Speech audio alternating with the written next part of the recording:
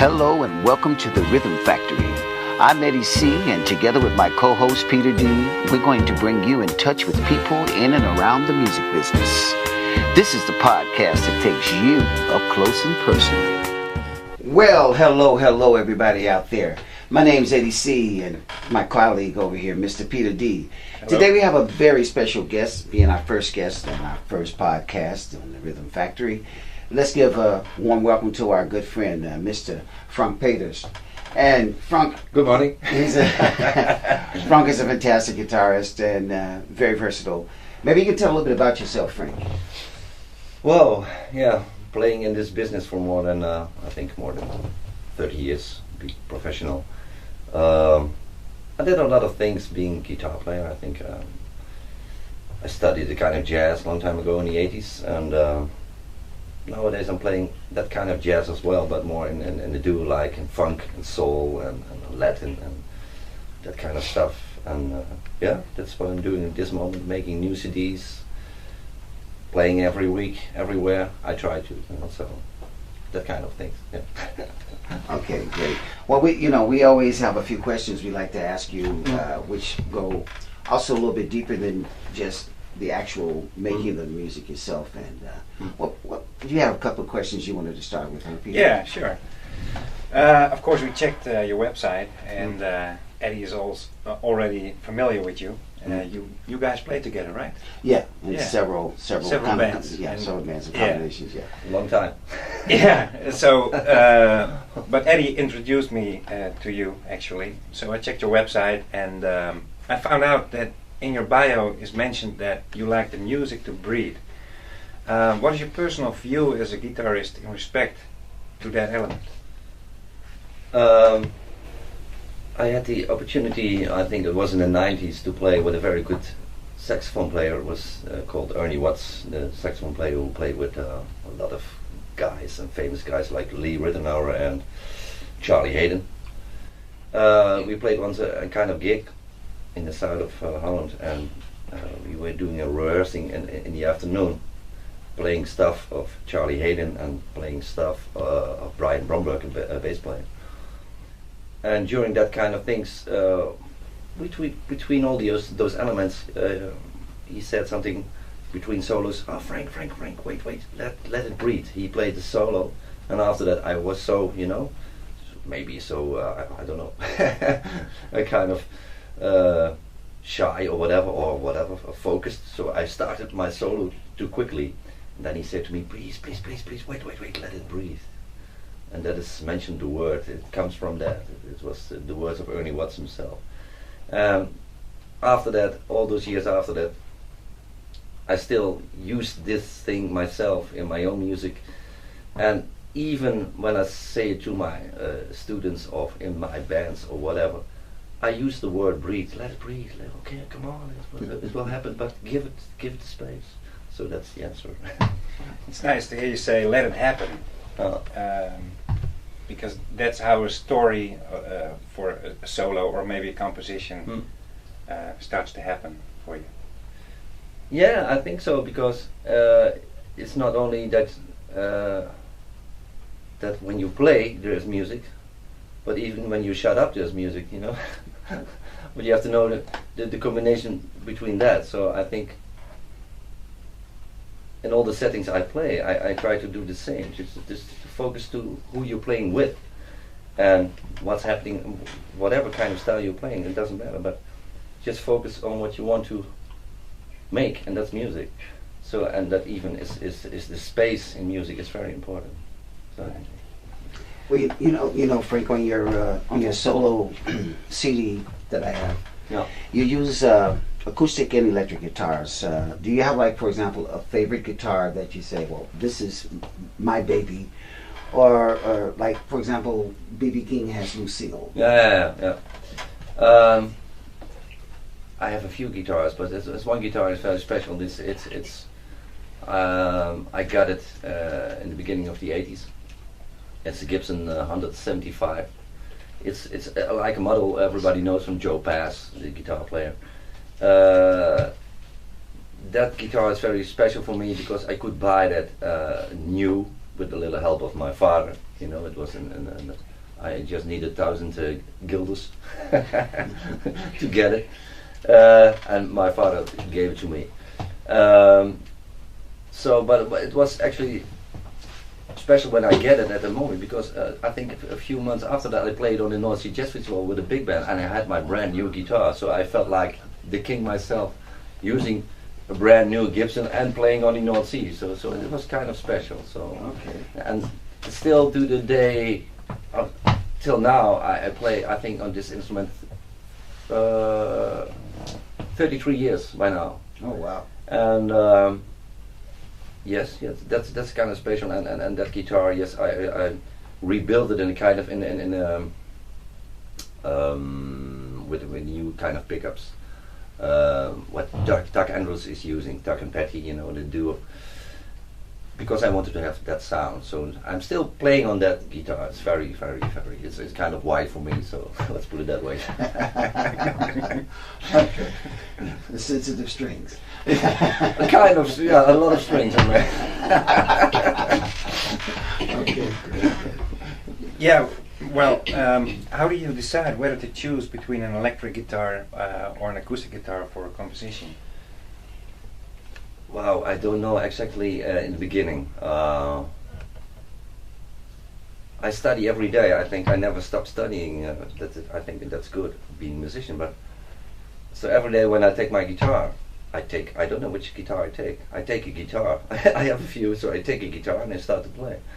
And then meanwhile, maybe after 5 minutes, I think, oh, this is more for a classical guitar, or this is more for the jazz guitar, or this is more for the ukulele or something like that, or for a steel string. I don't know. But first of all, I start to play, and then afterwards I think, it's more this sound. So it takes maybe some weeks to see what's happening. But what Eddie's mentioning, my last CD was mostly acoustic. But okay, you have acoustic and acoustic. So I play a lot on the flamenco guitar, and I play a lot on the steel string guitar.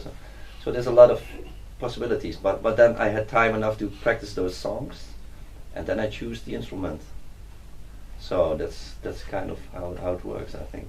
Just not from the beginning, you know. Okay. Yeah. You know, you also work, of course, with several big artists over the years as a guitar player, international and national artists. How did they influence you in your way of being a typecast guitarist, so you're able to put yourself in the positions that you do?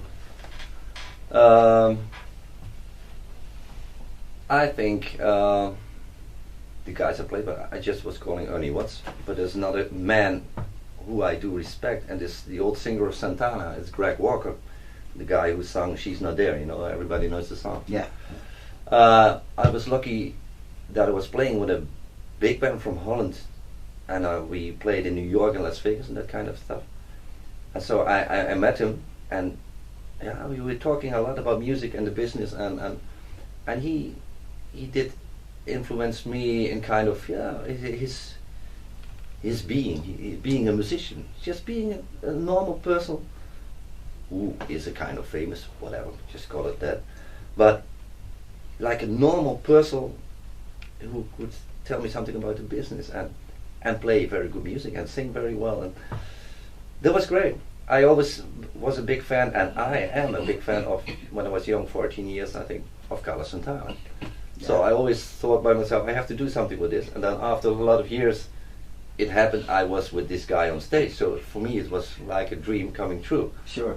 And that's very stupid, but it's just an example, but like Ernie Watts and Greg Walker, for me it's good to know, and I did something with that. It's what I mentioned before, so that kind of people, I like. So the more people like that, but these are the most. A few more. Mention a few more. You have, of course, the Dutch scene where I played with a lot of theater shows and whatever, and there still you get the influence of people you're playing with in kind of festivity, and you play with whatever the Pointer Sisters are playing there or whatever. You have to work with them. So that kind of influence with the Trams, you were there too, I think, yeah. And it was here in Utrecht, and all these kind of little things, they make you up. They make you as a complete musician. Yeah. And that's what you're saying. Yeah. I always focused on. I think it is the American way of thinking itself, to try to do as much as possible, but do it good. So it can be funk, soul, the old disco, or a kind of flamenco, or a kind of country, or a kind of Latin, or that kind of stuff. I play all this. I try to play all this kind of stuff, and I do that with several bands doing that. So yeah, I like to be that, not only a jazz guitar player or pop guitar player, whatever. Just try to do the whole thing. That's very important, I think. That's good to be around a musician. No. Well, I would like to know in the typecasting for your own projects or CDs, how all those experiences and the people you play with influence you in a way that you know what kind of musicians you need or want for a project you're doing or for a CD you're making. As I told before, when you start to make something, then I don't know in the beginning if it's a band song or if it's going to be a solo song. It's the same story I told you to which guitar I use. It's the same. So I don't know exactly in the beginning who I need to play with me, or you know. So afterwards, of course, you're working. The last 20 years, I work with a lot of the same musicians because you know there's a click. In our business, you have a click with certain people, so there you work with. Sometimes you meet a young guy who's 25 and he understands you, then you play with him, or maybe he's on your CD. It's possible, of course, but mostly I work with the same guys because I know, well, if I do this, they can follow me immediately. You know, when you're playing on stage, they are the same guys because you do this, and they're there. The same in the studio. They know if I say, come on, give me a guide and give me a rhythm, it's there, and then I'll play, and then I see what's going to happen. And afterwards I think, you're going to do the right drums thing. Then I call the bass player. That I have a few bass players I can use. I'll play this kind of thing or this kind of thing, and so it happens. But I think they're mostly the same guys who know for more than 10 or 20 years, some guys. So that's what's going to happen now. All right, thanks. I have a question for you. We always like to ask our artists if they have like an awkward or funny position that they've been in during their career that they think from, oh wow, that was something that I went through and it was funny. I hope to never go through it again. No, I never. Okay, awkward is no, almost mostly are funny things. There's not one thing what happened that I said, oh, this is not good, or so, something like that. No, it didn't happen. Maybe in another way that you're going to play in a bar and they send you home. But what happened? Okay, what happened last week when you go to a bar and you are not welcome and they send you home and without reason? That's okay. But there's another reason. But I'm going to tell you another story. I was playing with a famous Dutch cabaret woman, and that was I think it was 20 years ago. And we played in Carré in Amsterdam, and I had to come out with my guitar. Okay. The song was finished, and the lights went out. I had to go to the front of stage with my flamenco guitar and had to play an intro. And the intro was kind of Paco de Lucia thing on a piece from Bryan Adams, something like that. So I started to play that kind of intro on my way. Takes maybe 20 seconds. And then normally she had to come out from the right in the spotlight and then she started to sing. So I played my intro and I was almost finished and looked to the right. Oh, she's not there. Oh, so I have to improvise to make the intro longer. Okay, no problem. So I do it again. I look to the right. She is still not there. So I had a lot of feature for myself, with that moment. But I was not kind of panicked. But I played it again 3 times, and then I saw something from the right, she's coming. But she hadn't, it was something strange, I don't know what happened. So then I stopped my intro, and then she said, "Sorry Frank, but I forgot my shoes." It's very simple, so I started to smile, and I couldn't play. And it took some seconds. I said, "I'll play it again, the intro." And I played it again, and the song started. So, but it was a nice moment. So yeah, that happened at that time. Yeah. How did people react on that? Yeah, The of audience? course, because she is a cabaret woman, so everybody thought it was part of the show, of course, but it was, everybody was laughing at us. Yeah, sorry, I forgot my shoes. That was Okay. kind of, that's a fair kind of I have one more question for you. You know, in the day and time of music that we're living in, how is your vision towards the way you'd like to see the industry? I mean, the industry is really, you know, musicians are not playing as we used to. We're now, of course, in an age of modern technology, DJs, the whole smartphone industry and everything. And what is your vision about how you'd see yourself, say, maybe in 5 years? You know, I think there are good things of what's happening now, but I think at the end, this is not for lasting long, this kind of situation what's happening now, because all the people who use the music, it's our music when we were young. You can hear all those kind of music coming by. There is not too much new material what is going to during the last time, you know, a long time, I mean. Yeah. And so I think they always need good musicians at the end. So it doesn't matter what we play, because we know all the styles. If you now have people who are 15 years and you're going to say something about funk, soul, or whatever, or Latin, they look at you, what you're talking about. They even don't know what you're talking about. You say reggae, you talk about Johnny Rotten or the punk or the funk or whatever. They don't know. So to make a long story short, I think they always use the good musicians to you know, that they don't forget that you have all the styles of music, and they need it. Not maybe now for this moment, but within a few years you will see everything is coming back. They're going to use the same things again. They need the new musicians again. So that's what I think. Okay. Wow. This has been a very, very pleasant having you here. A dear old friend of mine.